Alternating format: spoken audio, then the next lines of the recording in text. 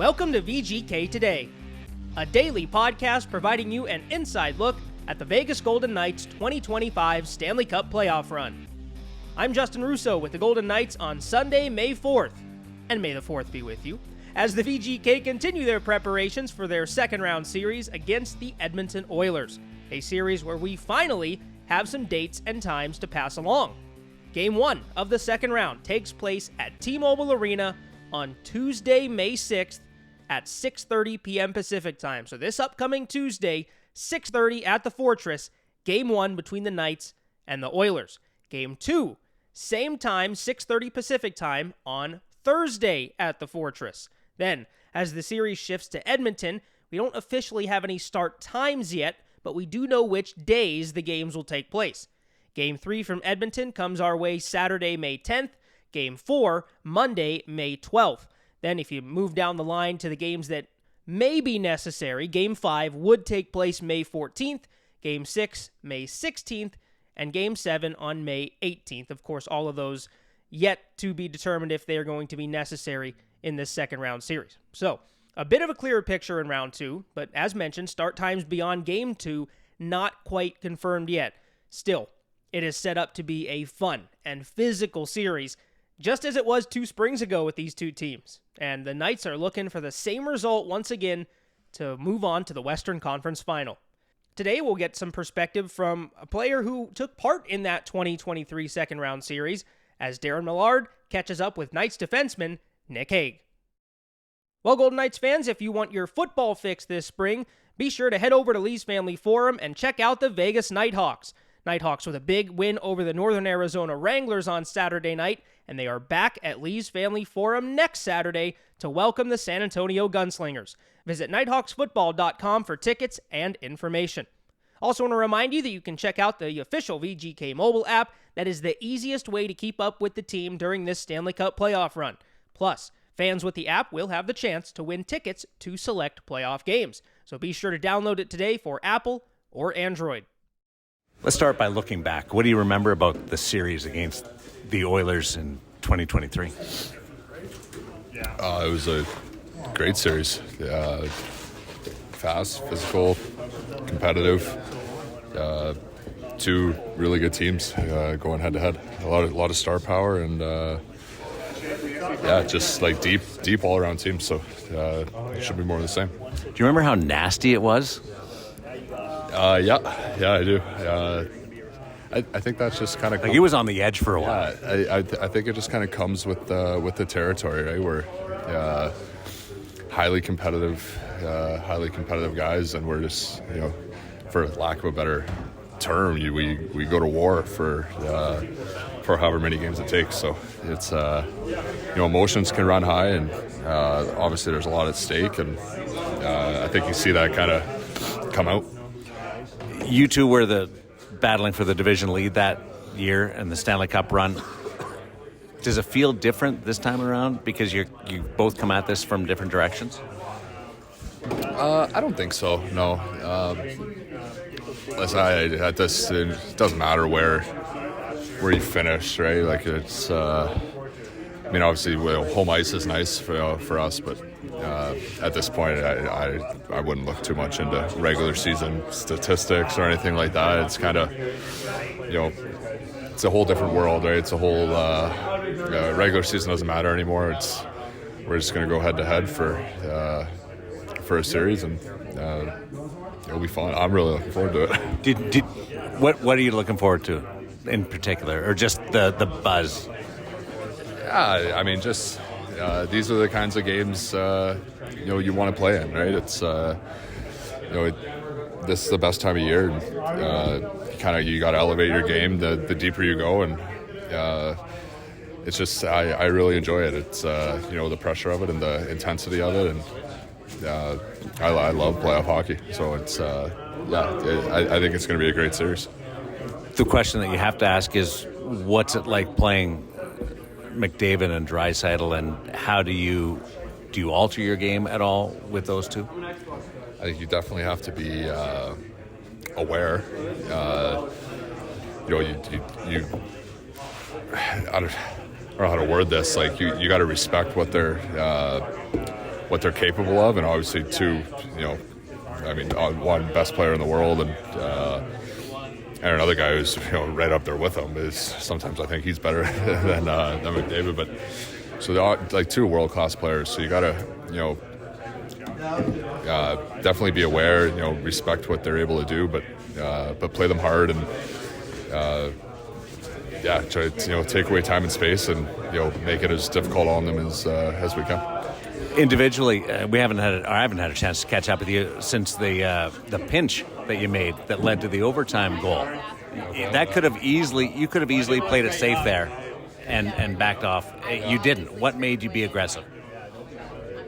We're trying to win a game,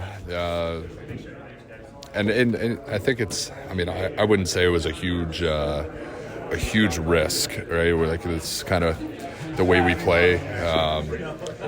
We all kind of fill for each other, right? So if I anticipate that and go down the wall, and I think in that particular play it was key. He fills high for me right away. So if something were to happen, puck bounces by me, or the guy pokes it off me or checks me or whatever, there's someone in my spot filling for me. So it's that's the way we play. We're just kind of 5 guys supporting all over the ice, with the puck, without the puck. And it's obviously we want to try to keep pucks alive in the O zone, and we're out there to win a game, right? Not sit back and hope something good happens. You kind of want to go out and force something good to happen for you. So it's a little bit of the mindset, I guess. Did you have a good view of behind Howden when he shot it? Yeah, great. I was kind of on my way back out of the zone, right? I put it back below Pearson, an unbelievable pass, and Howard's, as he's done all year, he's kind of finds a quiet spot there, and and he's able to finish it off, which is so. Yeah, I was pretty fired up. It's it's just a big moment for us, right? It's these are big goals, goals that we'll remember. As the run goes on. Does it feel different as you get into the next round? More of a rhythm to it than just the maniac pace that you were in the first round? Yeah, maybe it's. Does it develop a rhythm as you go? We're just I think it all falls just on us and kind of finding a consistency to our game, right? So we're always trying to build it up and get better as games go on, as series go on, and you try to take that and carry it into the next game and the next game, and it's fun, right? It's you just kind of keep working at it, and I think when we get clicking, it's we're a really good team. Can you believe Zach's kicking me out? Yeah, it's classic. What he would do. Yeah. I thought I had more time with all the extra ice he's getting. He came in and said, "Beat it." Wait, we're just talking about you just kicked me out. I kicked you out. Yeah, I told you to stay. Well, we're selling it a different way. Yeah, of course you guys are trying to make people look bad.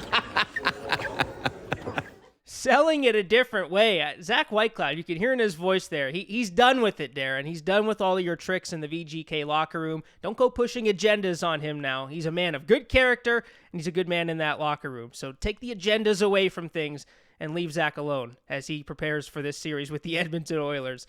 Thank you, though, for that chat with Nic Hague and the impromptu appearance by Zach Whitecloud at the end. Those two, of course, really close, came up through the ranks together, and those two grew in a big way during that 2023 postseason and became stalwarts on that back end for the Golden Knights. And part of that journey and part of that growth was figuring out in that second round how to contain Connor McDavid and Leon Draisaitl. And if the Knights want any chance at winning this series, they're going to have to replicate their performance from a couple of years ago. And we'll see if they can take some lessons from round one. Of course, they had a tough time trying to wrangle Kirill Kaprizov and Matt Boldy, but if the Knights can take some lessons and take some pointers from that round one series and apply them to another dynamic duo in Connor McDavid and Leon Draisaitl, perhaps they can have some success in this series and once again move on to the Western Conference Final. We'll step aside once more, and when we return, we'll get some more thoughts from guys who were around a couple of years ago against Edmonton in head coach Bruce Cassidy and forward William Karlsson. Well, Golden Knights fans, with another series upon us here in round two, this time against the Edmonton Oilers, If you want to be a part of it, always be sure to check out VegasGoldenKnights.com because there will be limited number of tickets still available at the Fortress for some of these home games. And if you want to experience playoff hockey at T-Mobile Arena, again, visit VegasGoldenKnights.com to learn more. And of course, with more road games on the horizon, that also means some more watch parties. Don't have the official details quite yet on plans for games 3 and 4 at the very least, but stay tuned for details on some of those watch parties. And as always, you can head over to VegasGoldenKnights.com for information on those as well. As promised, let's listen into some of what Bruce Cassidy had to say to the media on Saturday. Any update on Dorofeyev and Barbashev? Was not there? Barbashev is just maintenance. He'll be back on the ice tomorrow. Pav is still day-to-day, so we don't know.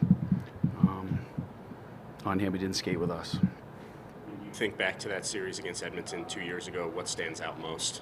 We won. That really stands out. It was a hard-fought series. They're, when I look at Edmonton and they were, I was watching that series because we're trying to take care of our business. So you're watching that one closer than anyone, the LA and Edmonton. And at first, I didn't think they'd get out of it, and all of a sudden they win 4 in a row, right? So they're a heavyweight. Is what they are. So that's what's in front of us. So that's what I recall in that series too. It was 2 good teams going at it with some high-end players producing. We were able to wrestle control. I think it was game 5. There was some fireworks up there, and I think that's typically what happens. Someone drags you into the fight, and off goes the series, right? Like that. There's always going to be some sparks, I think, when we play that team, and we'll see when they happen.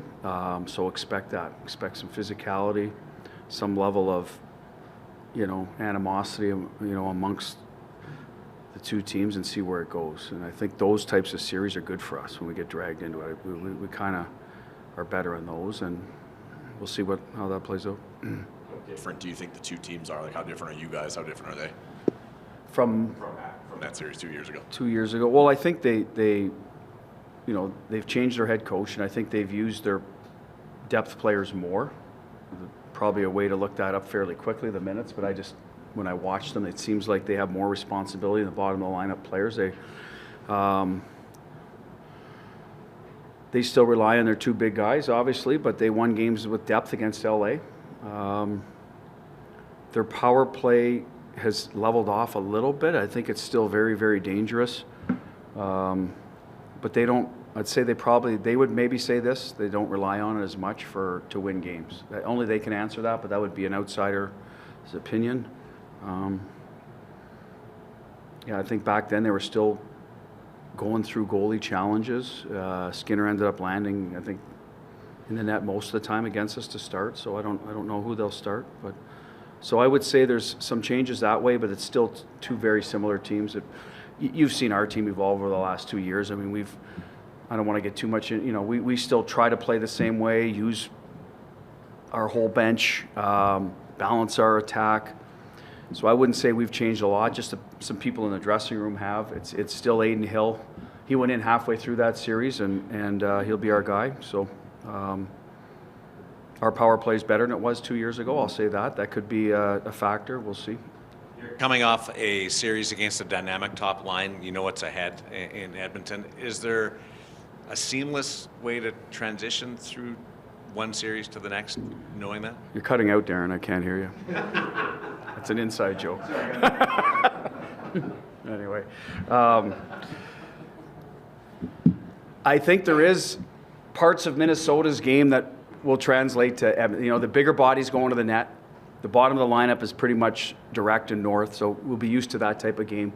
I think everyone looks at Edmonton like, oh, they're a rush team. Of course. When McDavid gets the puck, he backs you off, right? Draisaitl's a load to get it from. So there are players on their team that will push you back, but in general, it's a little more direct, and it's O-zone. So that was Minnesota. We had to make sure we, took care of O-zone, and I think you'll see a lot of that of Edmonton. A little different animal in terms of the Bouchard factor up top. I don't know that Minnesota's D ever got going offensively that we were like game planning. I think right away that he's out there a lot with Draisaitl, McDavid, and they will find time and space, and he's one of their weapons that they're looking to distribute the puck to. So big group of forwards. I think Minnesota had both, so some of that's relevant. After that, I don't know how it'll transpire. They look more wide open against LA than Minnesota. Certainly didn't play that way. So will that change because we're the opponent? I don't know. So what will translate is the intensity, and it's big boy hockey this time of year. So that's where that goes right into the next series, where I feel like they're going to have some big boys out there competing hard, and then we're going to have to be ready for that, especially in the slot battle. That's an area that I thought against LA. They made a conscious effort to get inside and get to the top of the crease and stay there, and they did a good job with it. We have to be ready for that. Speak, Bruce, this time of year, how thin the margins are. We were saying that they have a power play in Game 4, Minnesota does. You guys kill it, win. Overtime win Game 5. Another one-goal win in Game 6.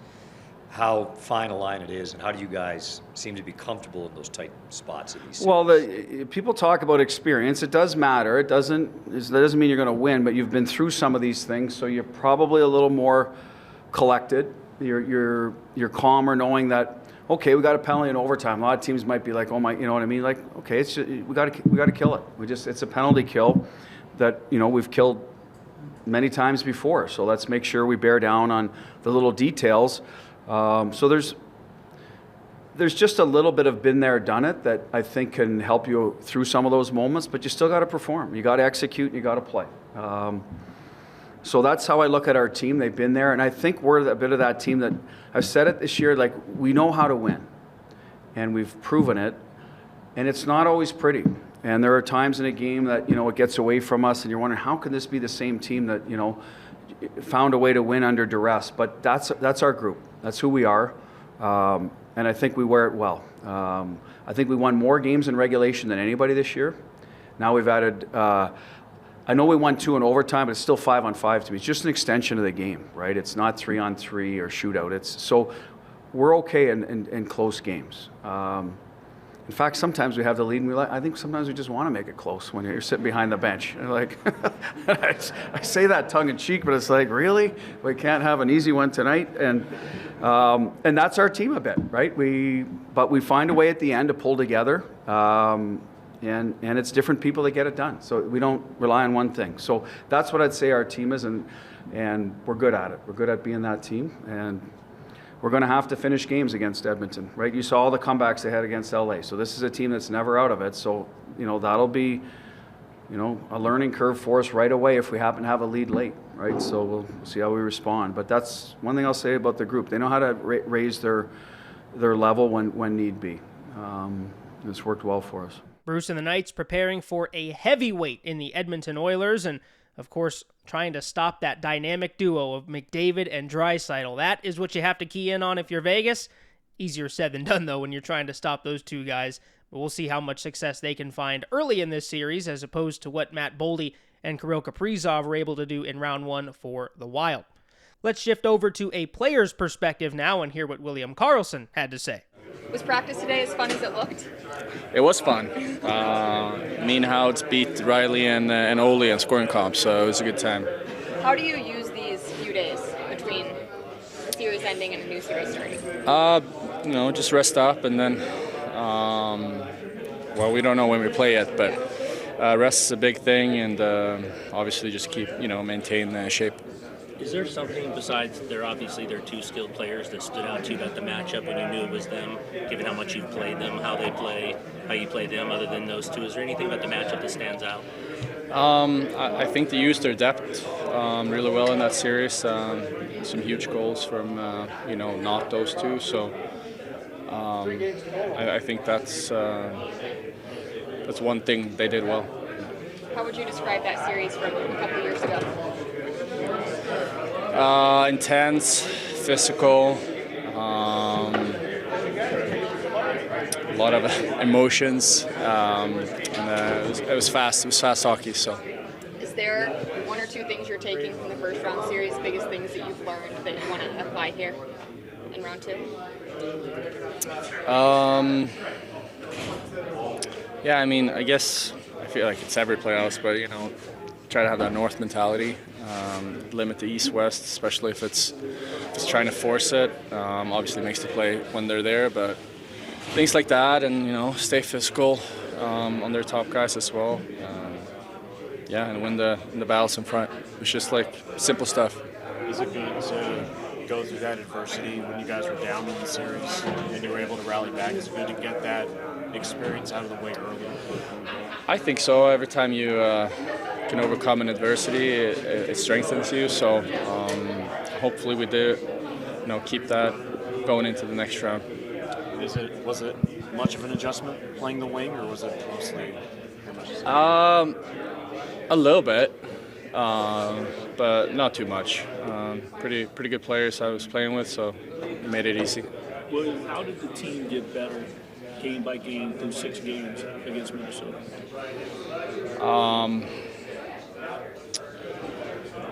Well, I think we just kind of,